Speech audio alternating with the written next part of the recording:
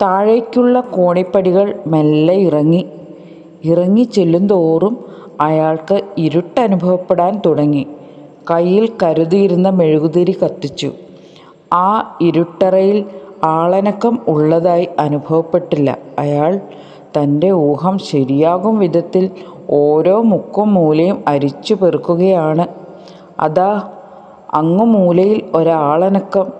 അയാൾ തൻ്റെ മെഴുകുതിരി അണയാതെ സൂക്ഷിച്ചു പിടിച്ച് ആ ആൾരൂപത്തിനു നേരെ നടന്നു. ഒരു ഞരക്കം മാത്രമുള്ള ഒരു മനുഷ്യരൂപം.